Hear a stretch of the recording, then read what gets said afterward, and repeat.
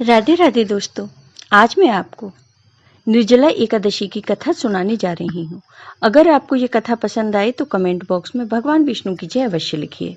निर्जला एकादशी का व्रत सभी एकादशियों के व्रत में सर्वश्रेष्ठ और सबसे कठिन माना गया है। पद्म पुराण में इस व्रत की महिमा के बारे में विस्तार से बताया गया है। इस व्रत को करने से आपको सभी एकादशियों का व्रत करने के समान फल की प्राप्ति होती है। पांडवों में भीमसेन को इस व्रत के प्रभाव से स्वर्गलोक की प्राप्ति हुई थी। व्रत रखने वालों को निर्जला एकादशी की कथा का पाठ करने से संपूर्ण फल की प्राप्ति होती है। एक बार युधिष्ठिर ने भगवान श्री कृष्ण से कहा कि हे जनार्दन, अपरा का सारा महात्म्य मैंने सुन लिया। अब ज्येष्ठ के शुक्ल पक्ष में जो एकादशी है उसका वर्णन कीजिए। भगवान कृष्ण बोले, हे राजन, इसका वर्णन परम धर्मात्मा सत्यवती नंदन व्यास जी करेंगे, क्योंकि ये संपूर्ण शास्त्रों के तत्वज्ञ और वेद वेदांतों के पारंगत विद्वान हैं। तब वेद व्यास जी कहने लगे, दोनों ही पक्षों की एकादशियों को भोजन न करें।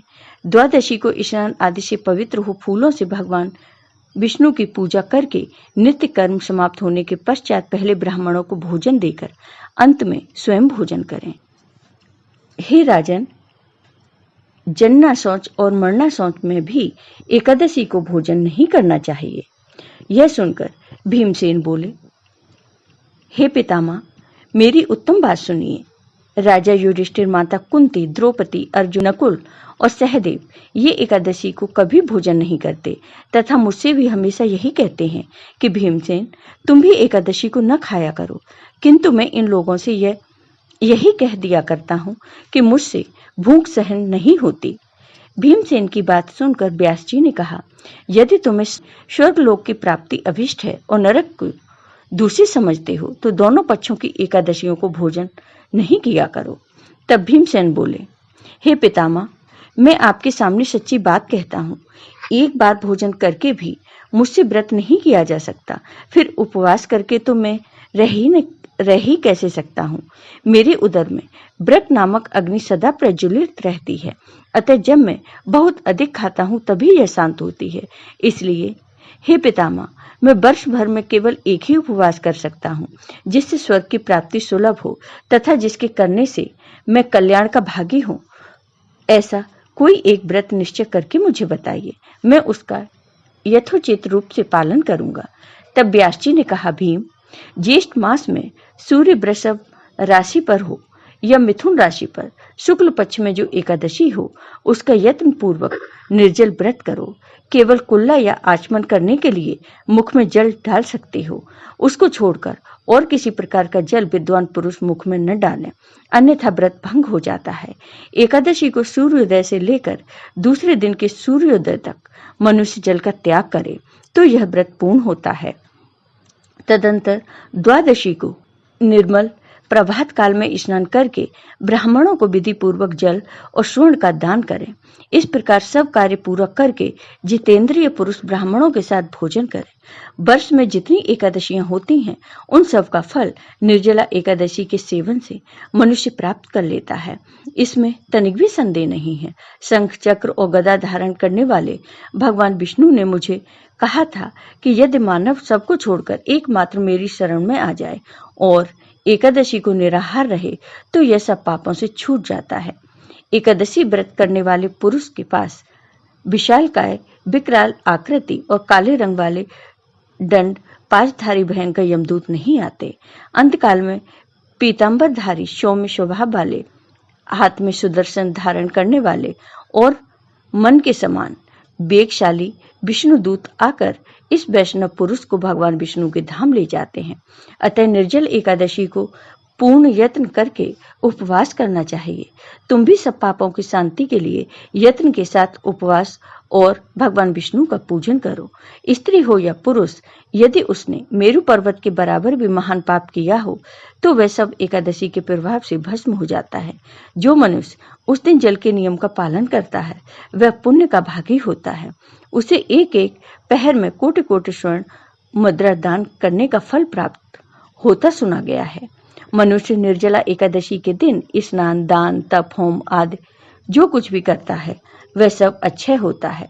यह भगवान विष्णु का कथन है, निर्जला एकादशी को विधि पूर्वक उत्तम रीति से उपवास करके मानव वैष्णव पद को प्राप्त कर लेता है। जो मनुष्य एकादशी के दिन अन्न खाता है वह पाप भोजन करता है। इस लोक में वह चांडाल के समान है, जो मरने पर दुर्गति को प्राप्त होता है। जो ज्येष्ठ के शुक्ल पक्ष में निर्जला एकादशी को उपवास करके दान देंगे वे परम पद को प्राप्त होंगे। जिन्होंने निर्जला एकादशी को उपवास किया है वे ब्रह्म हत्यारे, शराबी, चोर तथा गुरुद्रोही होने पर भी सब पातकों से मुक्त हो जाते हैं। हे कुंती नंदन, निर्जला एकादशी के दिन श्रद्धालु स्त्री पुरुषों के लिए जो विशेष दान और कर्तव्य विहित हैं उसे सुनो। उस दिन जल में शयन करने वाले भगवान विष्णु का पूजन और जलमयी धनु का दान करना चाहिए, अथवा प्रत्यक्ष धेनु या घृतमयी धेनु का दान उचित है। पर्याप्त दक्षिणा और भांति भांति के मिष्ठानों द्वारा यत्न पूर्वक ब्राह्मणों को संतुष्ट करना चाहिए।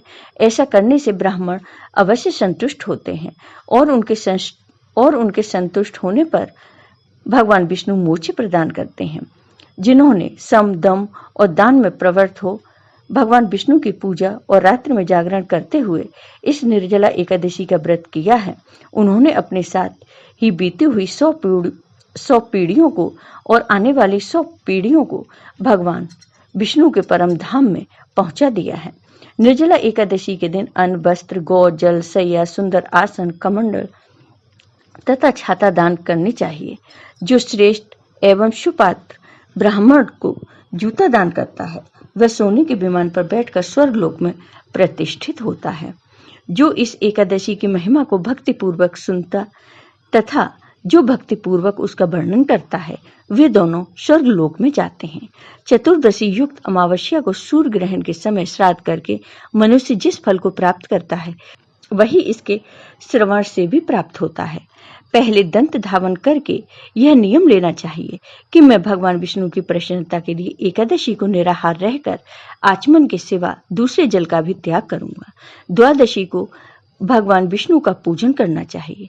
गंध, धूप, पुष्प और सुंदर वस्त्र से विधि पूर्वक पूजन करके जल का घड़ा संकल्प करते हुए दान करना चाहिए। हे भीमसेन, ज्येष्ठ मास में शुक्ल पक्ष की जो शुभ एकादशी होती है उसका निर्जल व्रत करना चाहिए तथा उस दिन श्रेष्ठ ब्राह्मणों को शक्कर के साथ जल के घड़े का दान करना चाहिए। ऐसा करने से मनुष्य भगवान विष्णु के समीप पहुंचकर आनंद का अनुभव करता है। तत्पश्चात द्वादशी को ब्राह्मण को भोजन कराने के बाद स्वयं भोजन करें। जो इस प्रकार पूर्ण रूप से पापनाशिनी एकादशी का व्रत करता है वह सब पापों से मुक्त हो अनामय पद को प्राप्त होता है। यह सुनकर भीमसेन ने भी इस एकादशी का व्रत आरंभ कर दिया। तब से यह लोक में पांडव द्वादशी या भीमसेनी एकादशी के नाम से भी विख्यात हुई। जय हो भगवान विष्णु। आपको ये वीडियो पसंद आया हो तो कमेंट बॉक्स में कमेंट करके जरूर बताएं। साथ ही मेरे वीडियो को ज़्यादा से ज़्यादा शेयर करिए। धन्यवाद दोस्तों।